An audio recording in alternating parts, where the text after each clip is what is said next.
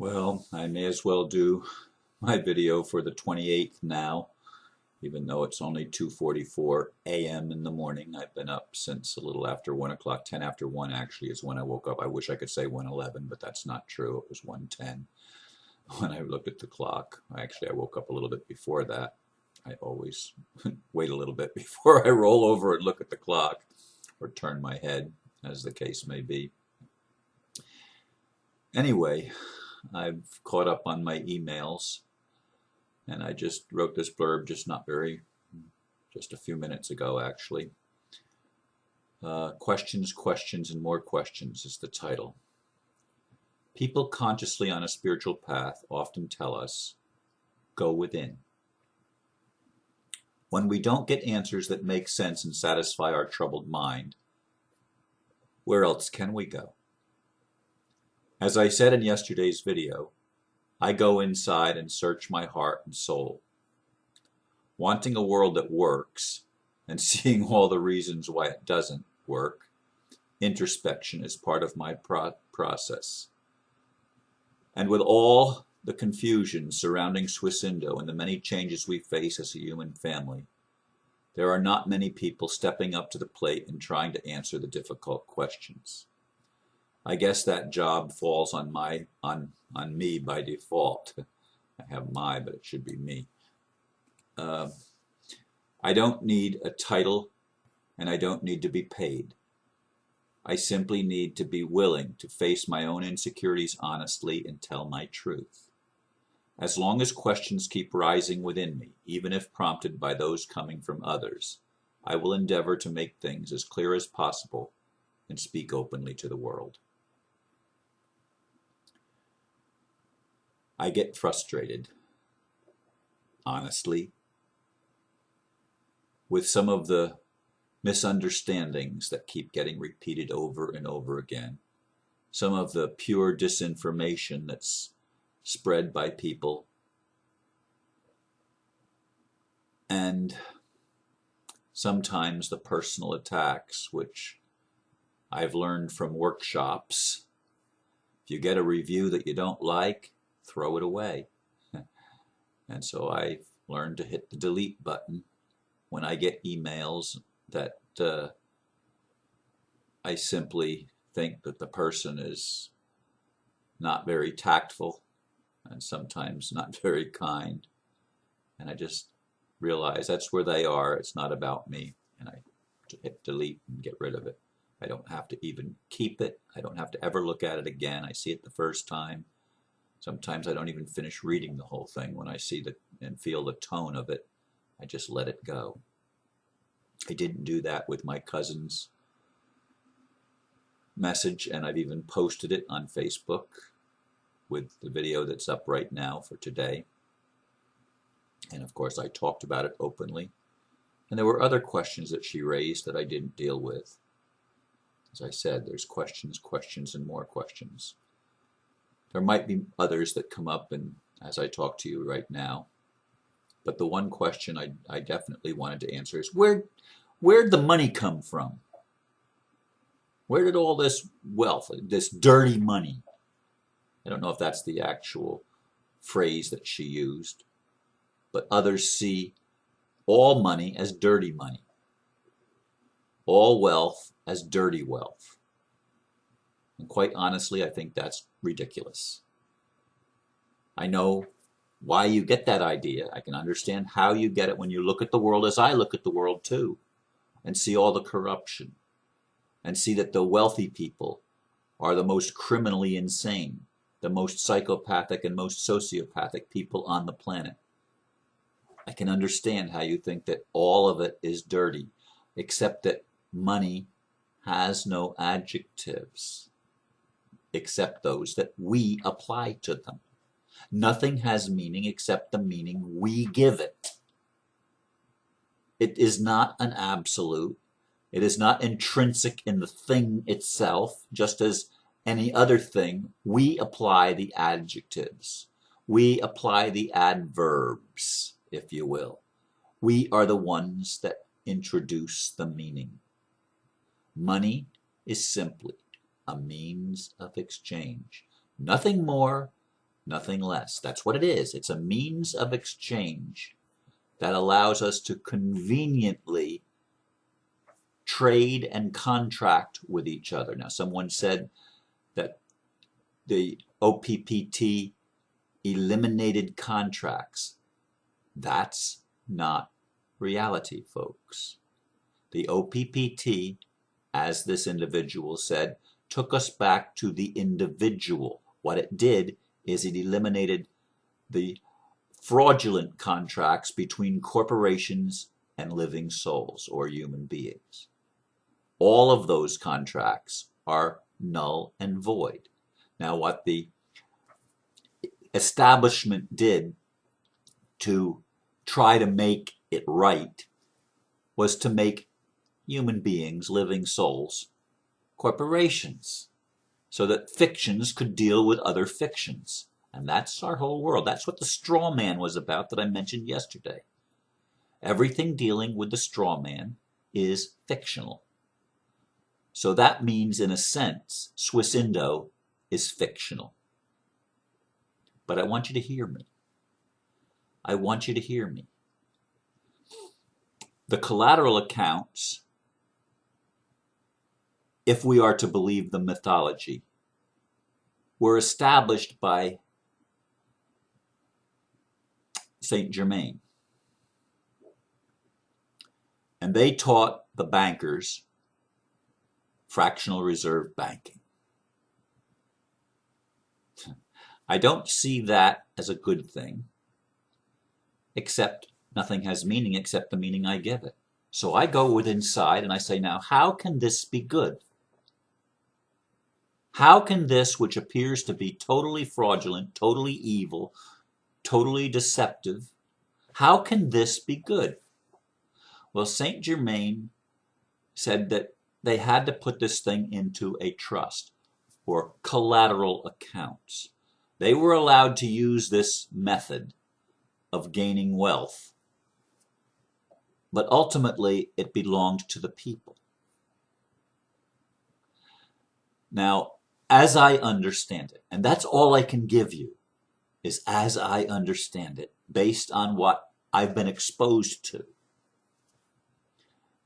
Mr. Sino is merely the trustee of at least some collateral accounts, and a huge one at that had been verified by Queen Elizabeth and the head of the World Bank, and I can't remember who else signed off on that in 2010. He was the owner of that collateral account, or those collateral accounts from which he intended to make payments 1 through 11, and he was looking for a means to do that.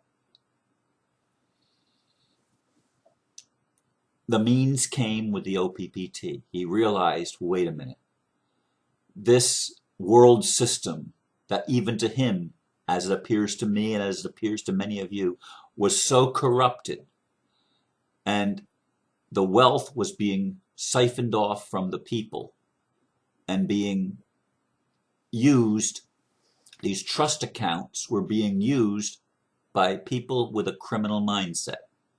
Yes, the Illuminati. Yes, the Rothschilds. Yes, the Rockefellers, and all of the people associated with them. All of the people that were involved in this conspiracy, this massive conspiracy.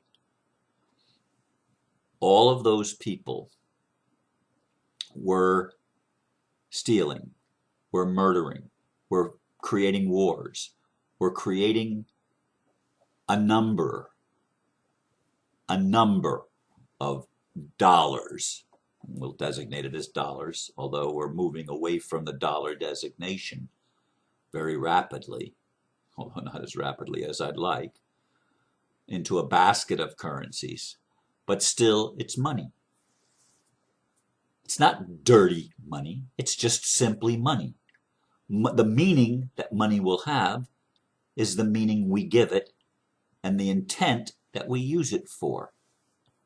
Now, the Illuminati has been really good at labeling things incorrectly.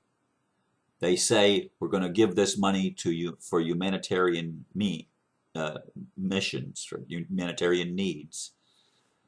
But it really goes to more psychopathic individuals and sociopathic individuals that use it for their own self-aggrandizement, use it to exert power over the people. That's the kind of people that they entrust to handle the money, because it's people just like them, people with no moral compulsion, people with no ethical standards.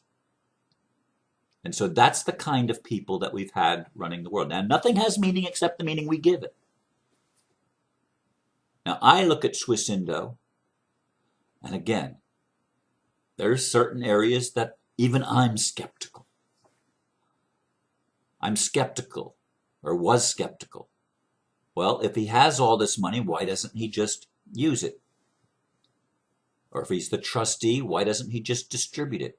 The truth of the matter is, they don't let him because he doesn't have control over it. That's still, until it's released, and he's able to actually release it, it's an illusion that it's his to be the trustee and to secure the benefits for the people. Something is stopping it. Now, perhaps that something is all of the resistance people are having by saying that money is evil, that it's tainted, that we can't have government, that we can't have titles. Again, nothing has meaning except the meaning we give it. Nothing is true except we make it true or false depending on how we choose to see it. And if it's a matter of consciousness, and so many people that want freedom and want truth and justice to prevail, if so many of those people keep labeling solutions as evil and keep labeling tools as evil, well, then we can't use it for good, can we? Because that's the consciousness that we're creating. That's the label that we're putting on it. And so it becomes what we label it as. I choose to label money as good, even though it's been used to imprison people forever. Now, it's not really forever, but I mean a very long time. It has been used as an invisible prison, as invisible prison bars that entrap people in a matrix of chasing after things and not going within and not redefining and repurposing the meaning of things for ourselves. I know in my heart that if everybody was given any large amount of money tomorrow, that it wouldn't change anything as long as people's consciousness stayed the same. And people's consciousness will stay the same if we keep stopping every possible solution that free-thinking people are coming up with by going within themselves and by looking at the situation and trying to find a resolution. Now, some people say, well, if it's in the mind, it's the ego. Yeah, so what? That's another thing. We've labeled the ego or our self-identity as something bad. It is whatever we choose it to be. We supply the definition. We put the meaning on it that we choose to put on it. I choose to see the ego as a wonderful thing, as a way of as part of the individuation process and as the process of spiritual evolution. That I can be me. I am I. I be I. And gee, you are you. And that's wonderful. And to label it with a negative label, to label anything with a negative label, and not allow the opposite side, is to remain out of balance. We have the strong tendency to put negative labels on almost everything, even love. Love hurts. Love sucks. You know, we do that. As long as we keep doing that, we're going to keep being entrapped by the matrix till we balance it by putting the opposite label on it. and finding why it's good, finding the benefit in the very thing that seems to be hurting us so badly. Now, to me, this is wisdom, and it's how I choose to answer questions that are really difficult. And in a sense, I want to close this by apologizing to those people that I got frustrated with and blocked. No, I'm not going to put you back, because I can't. I don't have room on Facebook for that. But questions do need to be answered, and they do need to be answered as honestly as we are able to answer them. And I don't see very many other people, no one doing it every day like I'm doing. I don't see anyone else doing that.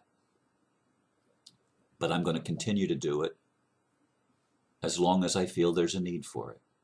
And as long as these questions still rise within me and still come to me from others, I'm going to do my best to answer them.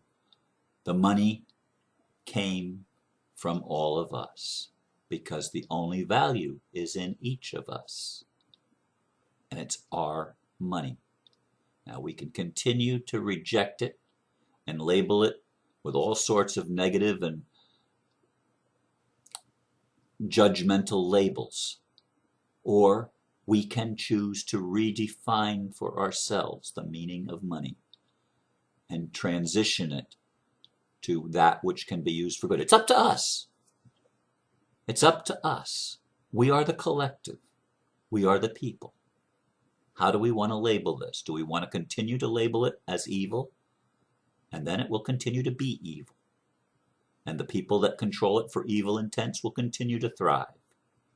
Or we can label it for good, and when we can be the ones that thrive and prosper and create the ability to rise above the matrix, from within it, from within the matrix, not separate from it, but from within it, and transform not only our own lives and our own perceptions and our own meanings, but literally transform the world.